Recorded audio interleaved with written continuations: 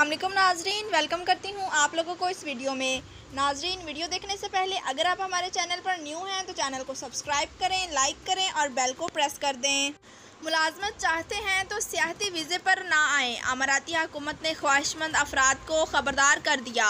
तफसीलात के मुताबिक मुत्तहिदा अरब अमारात में मुलाजमत के ख्वाहिशमंद अफराद की वजारत अफरादी क़ुव्वत ने अहम पैगाम जारी करते हुए कहा है कि रोज़गार हासिल करने के ख्वाहिशमंद अफराद सियाहती वीज़े पर अमाराती हरगिज़ ना आएँ।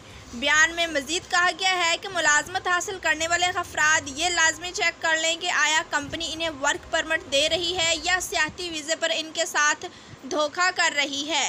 वजारत ने अपने बयान में वाज़िया पैगाम देते हुए कहा है कि सोशल मीडिया पर होने वाले फ्रॉड से बचें, जहां फर्जी कंपनियां सादालू अफराद को आज़ाद वीज़े पर मुलाजमत दिलाने का झांसा देकर लूट रही हैं।